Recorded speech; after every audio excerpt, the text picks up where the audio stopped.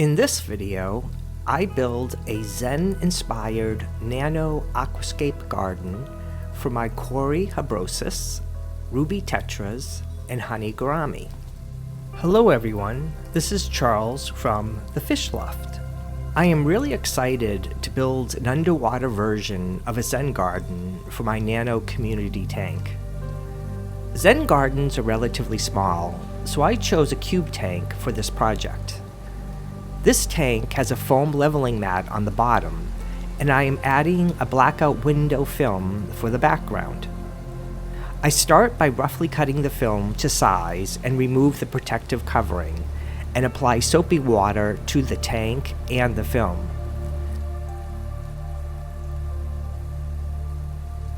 I place the film on the tank and then trim the film to the exact size of the tank.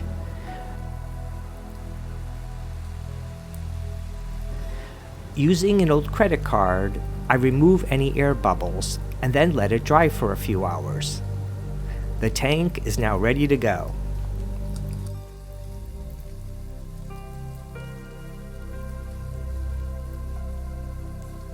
First in is a mesh bag filled with aqua soil, which will provide nutrients to my stem plants.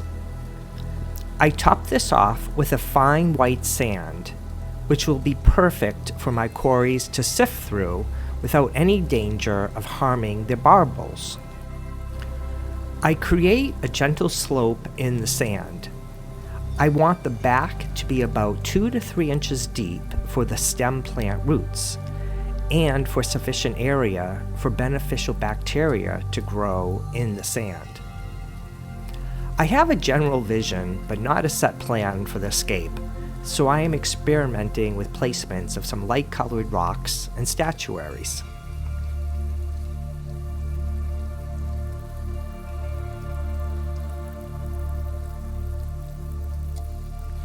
I have a feeling I will be adjusting this layout as I go, but I think we are ready to add water.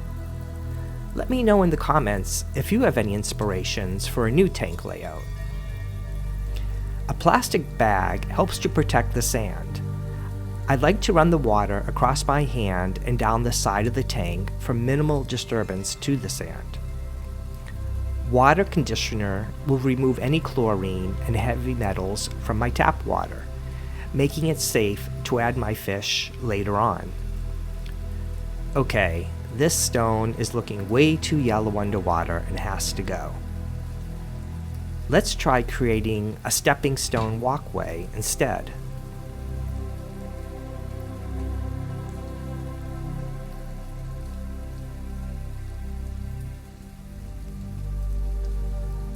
This stone has to go as well.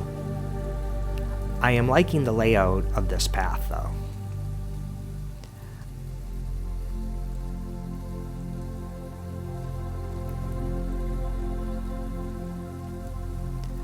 I have gathered cuttings from my other tanks along with a few new plants. Along the back, I want to create a wall of stem plants, starting with Rotala wallachi. This is an easy-to-grow stem plant, and it maintains a dusty red color even in my low-tech tanks. Mayaka is a similar plant, but it is a bright green, and it grows very quickly. I think a plant would be better here than this big rock. This Samuelus plant has been in my plant holding tank for over a month and has maintained its beautiful red color even under my inexpensive lights. In front of the reddish Rotala, I think a green crypt would create a nice contrast.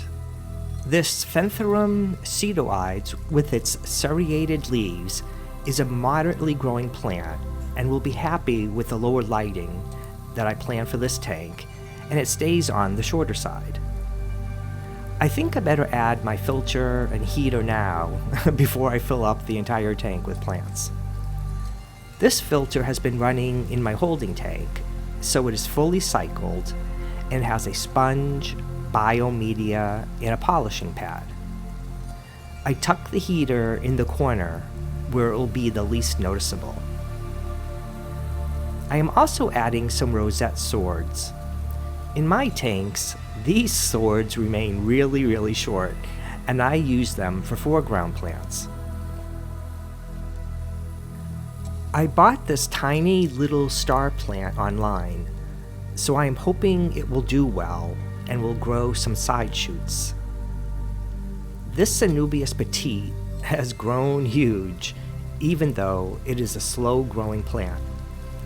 You don't want to bury the rhizome of Anubias, so I am just nuzzling it between the plant and the rock. Time to top off the aquarium water. I am adding root tabs to provide direct nutrients for all the stem plants until their roots develop enough to reach the aqua soil under the sand. Even though my filter is fully cycled, I always add beneficial bacteria to kickstart a new tank. Red root floaters are the last plant I add. They have wonderful red roots that will suck up extra nutrients in the water column. They will provide shade for my fish and will help reduce algae growth. I will leave a link in the description to my video on why, in my opinion, every tank needs floating plants. I will now let the plants settle in overnight. The next day, I am ready to add my fish. Let me know in the comments what your favorite nano fish are. I transferred my 5 hasbrosus cories from their holding tank to their new home. I removed the light to make the transfer a bit less stressful. They are already accustomed to my water parameters, as I have had this group of cories for a while. These dwarf cories grow to about 1 to 1.5 inches. Next in is one yellow honey gourami, a very small and peaceful fish that only grows to about 2 inches, a perfect centerpiece fish for nano tanks. The last inhabitants are a group of ruby tetras. These are still young fish, but will only grow to about 3/4 of an inch, which is quite small for a tetra, but it makes them a perfect candidate for a nano tank. They will develop a brighter red color on the top half of their bodies as they mature. Although more a shoaling than schooling fish, they prefer to be in groups of 6 or more to feel secure. These were the last 8 my local fish store had in stock. A few days later, everyone has gotten used to their new home. I decided to add a few orange ram's horn snails and a white amano shrimp to help keep the tank clean. I will continue to trim and replant the stem plants until the background is totally filled in and lush. Watching the plants and fish grow is a big part of the joy I experience with planted tanks. Well, now it's feeding time, and everyone seems to be hungry, which is a good sign.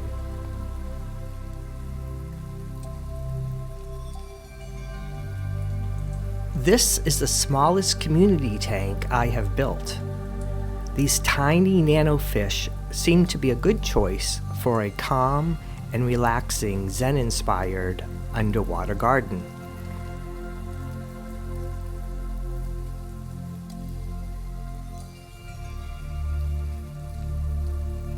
If you get a chance, take a look at my other videos, and please consider liking and subscribing to grow this brand new channel.